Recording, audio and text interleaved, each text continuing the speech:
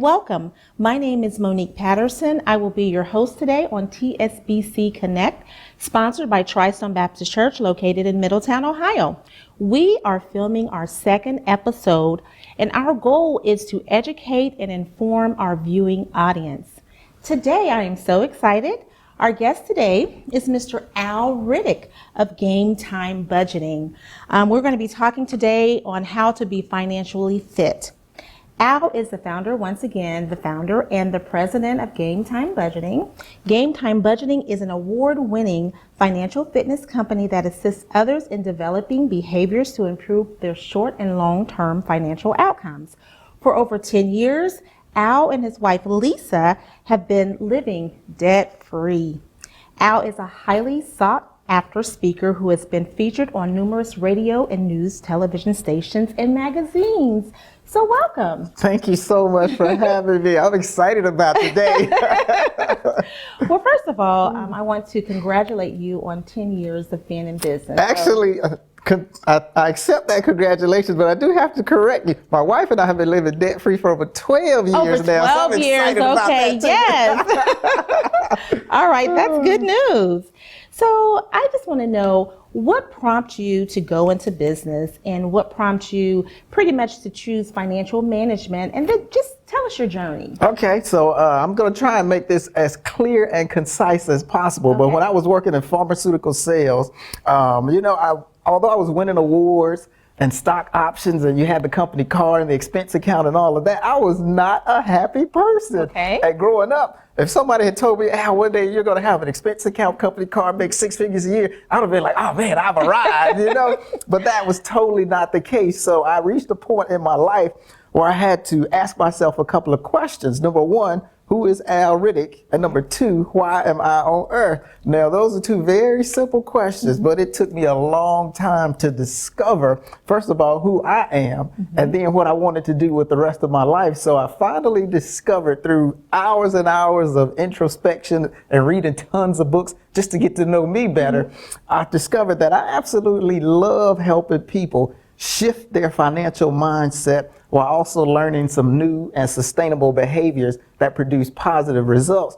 So I was like, you know what? I wonder if I could turn this into a business. Okay. So like I said earlier, because I was in the pharmaceutical industry, eventually that industry started to constrict or downsize. So on June 7th of 2010, I'm outside talking to my neighbors because they had told all of the salespeople to stay at home and wait on this phone call. So I pick up the phone, and how about the voices on the other end? They thank me for all of my years of service, but that's when I found out I had been laid off. So I literally went from full-time employee to full-time entrepreneur because I had been dabbling in my own business on the side. I get laid off on June the 7th, but I had a speaking engagement at Procter & Gamble the next day for my own business, and I just haven't looked back since. Oh, wow. That's nothing but God, because so often He orders our steps. This is true. Sometimes we never understand, but He orders our steps. So, all right. So one of the unique attributes about yourself and your wife that, once again, you all have been living debt-free for over 12 years. That is correct. How did you all do that? Okay, so there's always a story, Monique, when you ask me a question. So even before I asked my wife to marry me, this is going to sound corny, but I was setting up interviews with couples who had been married for like 20 and 30 years, and I was asking what were some of the challenges that they faced. So money kept coming up. So I was like, you know what? When I get married, I don't want money to be an issue. I'm trying to get married to have some fun, and I need to decrease the amount of stress in my life.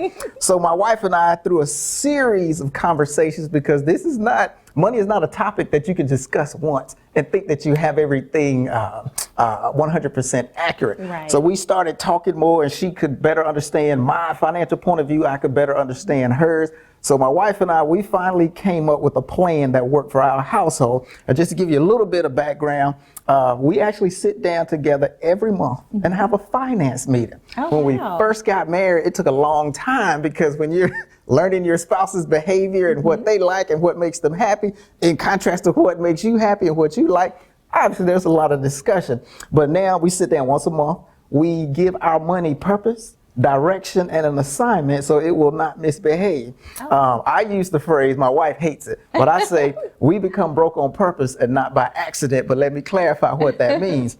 For every dollar flowing through the Riddick household, we give it an assignment so that it follows the instructions that we give it. So it's not like there are months in our household where we just have a bunch of extra money floating around, because that's not how our system works. We have to be very, very intentional about everything we do with money, so far as investing for retirement, saving, even the amount of money that we want to give away to support various charities that we believe in, and also funding some of the things that we enjoy, like travel, for example. But there is nothing that is not planned in our household. And money, as you know, we basically have the same behaviors that we exhibit with money day after day, month after month. But if those behaviors are not producing a positive result, you need to kind of assess where you are and realize, if I continue this behavioral pattern, where will I end up in the next 15, 20 years of my life? Because life, as you know, it passes by very quickly. Very fast. Well, all right. So couples, listen, you need to have your monthly financial meetings with your spouse. Definitely. All right. So I have always heard that everyone needs to have an $1,000 emergency fund. Okay. So could you help the person that's having a tough time with that? Because a lot of times people live paycheck to paycheck. This sometimes. is true. So can you give a tip on to help that person that's just struggling just to even start a savings? Okay. One of the first tips that I would offer is to actually itemize where your money is going. Okay. Now, people watching may be saying, well, what does it mean by that? If you look into your past to understand your financial behaviors, you can actually predict your future. So this is what I tell everybody to do. Because we live in a technology age, you can easily access your online banking statement. Now, they exist, the statements that is, but nobody reads them anymore, right? Because we just trust what technology tells us. But I dare people, and I'm talking to the audience now, I dare you to do this. I dare you to look at last month's statement and go down line by line to see exactly where your money went. That usually will start to show you behaviors where you may have been overspending just a little bit. As an example, eating out is typically a big problem for a lot of households. And I won't say problem, it's an opportunity, okay, to widen the gap between income and spending. Another thing that you can do as well, I'm all about the side hustle too. Okay. I totally understand paycheck to paycheck living, okay? But if you have a talent or a skill that you can turn into revenue and hopefully profit as well, why not do that? Some people, just like yourself, I know you're very skilled at event planning and things of that nature. You turn that into a profitable business. For the audience listening to us right now and viewing us as well, they could do that also. But again, it's all about really understanding where your money is going, increasing your sense of awareness regarding where your money flows to on a day-to-day basis, and then adjusting some behaviors again to hopefully produce more cash flow. But again, I'm not trying to discount the fact that some people do live paycheck to paycheck, but there's only two ways to solve a financial problem. Either you A, minimize your living expenses, or B, increase your income. And there's nothing wrong with doing both at the same time. So, and I talk to a lot of friends who actually have gifts and different skills. And I'm like, you know what, you can actually make money doing this, whether it be catering or being a life coach or just sometimes people are doing things out of their home, like cutting hair and doing hair. Well, guess what? You know, if you just step out on faith and start a business, hey, that's either your main income or additional income. Definitely. So I get it. Yeah, and another thing, if I can add to that, for a lot of people who may start a side hustle, they'll probably be working out of their homes anyway. So there are some tax benefits of operating a business out of your home as well. And I don't know about you, but I always say, you know, I'll always pay the government every penny I owe them, but not a cent more. All right. Can you share tips on saving for college? Okay. Yeah, saving for college, and that's a big, big topic. And I personally believe the cost of college these days is just getting so out of control. But just to keep things very basic, first of all, for some parents or legal guardians that may be getting a tax refund, for example. There's no rule that says you have to blow all the money, just making yourself happy. Right. If you wanted to set aside a little bit of that money, you can do that. I know that a lot of people recently received stimulus checks as well, depending on your income. Maybe it was as high as $1,200 per person in a household. So who says that you have to spend all of that money just to feel good, okay? Right. Another thing as well, and even though I know this is being sponsored by Tried Stone, let's just be real. Right. Some people do hit the number every now and then, right? So some of those winnings, you don't have to just blow it all. Right. You can set some of that aside. So little things like that. But when it comes to college, I do have to tell a quick story about my nephew. He's been homeschooled his entire life. He's about to go to college. Okay. So my brother and sister, my sister and brother-in-law, they had him believing that they weren't going to give him anything at all. Oh, wow. So now that he's working over the summer, because what else would he be doing? He's just waiting to go to college. Right. He's working about 50 hours a week because boy. he thinks that they aren't going to give him any money at all. And I think that that's good because he's really learning that his sweat equity can produce income. Now he's going to college so that his intellectual equity can allow him to produce income in a different way. Right. But those are just some small tips about saving for college. I don't know if you want me to start talking about 529 plans and Coverdale educational savings accounts. But there are numerous ways to save for college with the 529 plans. The beauty of that is that you do get to contribute funds for someone's future education. A lot of grandparents, for example, you can actually set up a 529 plan for your grandkids. Instead of you gifting them money for their birthdays and for Christmas gifts and things of that nature, put some money aside. Trust me, I doubt that they'll be angry with you when they turn 18 and they figure out that, you know, grandma and granddad have set aside a sizable sum of money. Even with the Coverdale educational savings accounts, I'm not as big of a fan of that because of the fact that you can only contribute up to $2,000 per year. $2,000 is good money, but you can do more with the 529. Okay. Some parents choose to set up just regular custodial accounts. You will take some tax hits there as well, and that's just nothing more than an account that you set up as an adult, but for the benefit of a minor, so to speak. So you do have those options there. And then there are some families, believe it or not, that actually utilize insurance policies to save for a child's education. As an example, with a whole life policy, let's say at the time that a child is born, and by no means am I telling the audience to go out and get these particular products. We're just having a conversation. If you were to contribute money towards a life insurance, a whole life policy, that is, keep in mind that that's 18 years worth of money that would eventually be building up cash value as well. Even when you fill out the FAFSA form, that is not considered an asset that would be a part of the FAFSA form. Oh, okay. FAFSA. I always say that incorrectly. So there's a lot of different ways there, but again, for the listening audience, just investigate all of these terms on your own and weigh the pros and cons. But again, college is something that I definitely think you should start saving for from the moment a child is born, because all children do what? They grow, you know?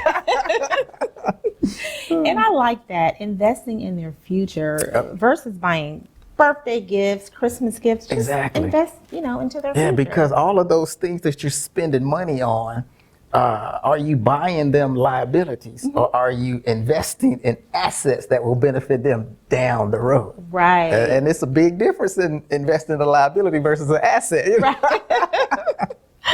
All right. So in terms of retirement, we often know that if your parents don't know, you don't know. So often there's a lot of individuals that really don't know about retirement. They don't know how much to invest because their parents didn't know. So you don't know what you don't know. Exactly. So can you talk about, to educate someone on the percentage to invest into their retirement especially if there's a company match? Okay. With that particular question, it all depends on the individual, believe it or not, because it's like my wife and I, some people might look at us and say, well, they're like super savers. You know what I mean? Rather than just the average saver. Right. But you have to think about, what do you want your life to look like by the time you reach those golden years? For some people, maybe they say they might need $1 million. You know, for some other people, maybe they need like 3.5 million. So the percentage is really up to the individual. When it comes to saving for retirement, though, I always say this: if you're saving money and it doesn't hurt just a little bit, you probably are saving enough, right? But for a lot of people watching who may work for corporations who have a 401k plan, at least invest enough to get the company match, okay? And if you can afford it in your budget, you could bump that up, you know, all the way up. I forget the actual percentage this year. Might be like $18,000 that you can contribute to your 401k for 2020. But again, that is money that you get to set aside pre-tax for your future benefit. Even after that, you know, if you want to dabble in Roth IRAs, for example, and this is money that you invest with after-tax dollars, that money will grow tax-free. Okay. So that's another example. For some individuals, I always say there's nothing wrong with opening up a brokerage account as well. As you know, some people invest in, you know, stocks, bonds, exchange traded funds, or what have you. All of these are different vehicles that could be tapped into at a later date to hopefully allow you to live the retirement life that you desire. But guess what, Monique? None of this can happen unless you start controlling the behaviors that you exhibit with money. Because a lot of people will say, you know, I want to retire when I'm 45. And I might ask the question, tell me about your investments outside of your 401k. And they may say, well, I don't have any. Well, guess what? You can't even touch that money until you're 59 and a half. So if you want to retire at 45, how are you going to fill that gap? Yeah, but again, it all boils down to the individual and how expensive of a lifestyle they want by the time they retire. Because personal finance is personal. What will make my wife and I happy might not make you happy. Your dreams might be bigger than our dreams. That's why it's all about the individual. Okay. He's given us some good stuff. I hope the listeners or the audience is really listening, because Al is really giving us some good information. So now let's talk about the pandemic. Okay. So often you hear about people receiving information from Duke Energy and their creditors and different companies is saying that you can skip your payments or, you know, you can get a forbearance on your mortgage and your car, etc. So I was wanting to know, could you share with me how you and your wife have modified your financial spending and plan as it was impacted by the pandemic? Okay, well, first of all, you know, I hate the fact that Americans in general are going through this problem right now, because it kind of just caught everybody off guard, which even reinforces the fact further that we really do need to be paying attention to what's going on with our money on a day-to-day basis. But so far as my wife and I are concerned, I'll talk about some pros and cons. Because we were sheltered in place for such a long time, one of the benefits of having to readjust to this new normal was that we didn't spend as much money eating out. I think for the month of February, we might have spent $20 in gas for the cars because they were just sitting in the garage, you know? So what did that allow? That allowed to give your money a different set of directions regarding how it should behave, right? Also, when we looked at how we adjusted as a couple to the pandemic, we actually maintain the same amount or the same savings rate, so to speak. And when I say savings, I use that to talk about savings and investing for retirement. That percentage of our gross income stayed the same. So far as our giving is concerned, that percentage stayed the same. But one thing that we had to modify, because we can't travel right now, which is one of the things that we love, we actually decreased the amount of money that we were contributing to our travel fund by 50%. So that presented an opportunity as well. How are we going to readjust our day-to-day budget to give our money purpose and direction so it doesn't misbehave? Because again, every dollar needs to be told what to do. So those are just a few examples of how we were impacted due to the pandemic. But just to talk to the listening audience as well, if you unfortunately were the recipient of being furloughed or even losing your job, immediately apply for unemployment, Right. okay? Right off the bat, because right now they may be replacing your income about 50%, but the additional benefit that the government is doing, individuals can actually receive an extra $600 per week. Believe it or not, there are a lot of people out here, particularly in the service industry, whether you were working as a waiter or something like that, that are actually making more money by being unemployed than they were while being employed. Even with that being the case, that additional money that you weren't used to having, what could you be doing? You could be storing up your emergency fund. Yep. You could be paying down some debt. You see what I mean? Because this money that the government is handing out, it's not going to be there forever. Right. So let's just get that right from the jump. But again, there are different opportunities, even with mortgages, for example. If you have a federally funded mortgage, what did the government do? They allowed you to automatically have a forbearance. Of course, if you called and spoke with your mortgage company, you could go into forbearance. Also, and I'm drawing a blank right now, but an additional point, if I'm not mistaken, when it comes to even paying on your mortgage, let's just say you couldn't make the full payment. What if they were willing to accept 50% of the payment that's due? Now, the trick to that is this. You want to make sure that whomever your creditor is, if you work out some other payment arrangements, make sure you have something documented and ask that creditor not to report any reduced payments as a late payment. Right. Because see, that would hurt your credit score. And that's a whole different topic for another day. You know what I mean? But you do have to be very mindful of how you are engaging with these various creditors, even like with the utility bills. I even went to my utility bill company. One of the first lines I saw, if you're facing financial difficulty, please give us a call, because you have to inquire about any type of hardship options that are available to you as a consumer. All right. Yes. When I pay my bills online, and that's the first thing that comes up across the screen is like, if you're experiencing difficulty making payments due to the pandemic, there's options. So definitely. Yeah. So, all right. So I was reading an article about how you had some input on giving tips on budgeting during the pandemic. Exactly. Do you have any additional tips than what you just shared? Yeah, actually, in addition to what I just shared, and I can't stress this enough. I know some people don't like the word budget, but think about this. If budgets did not work, why would Fortune 500 companies use them so much? Right. Think about it, right? We've been taught that the word budget is a negative term.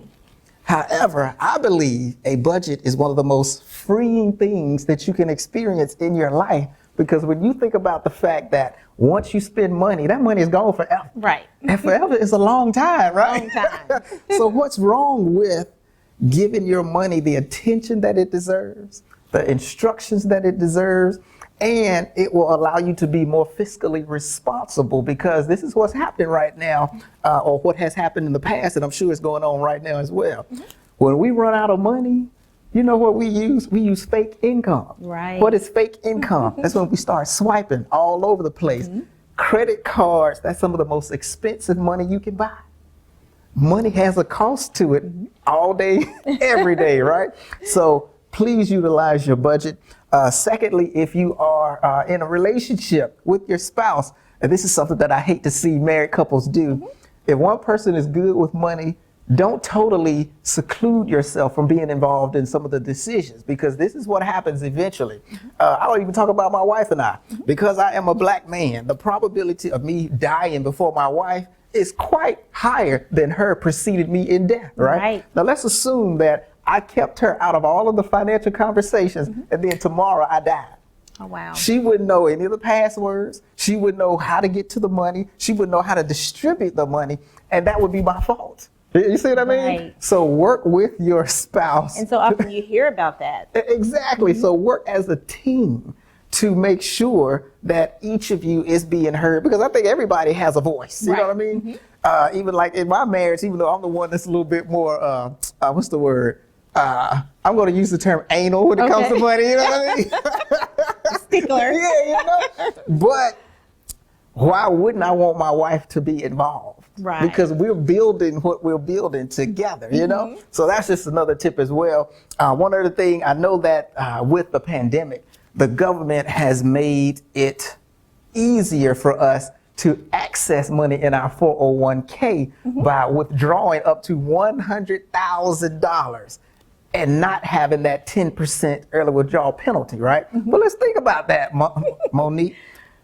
It takes a lot of years to be able to have at least $100,000 in your 401k. Definitely.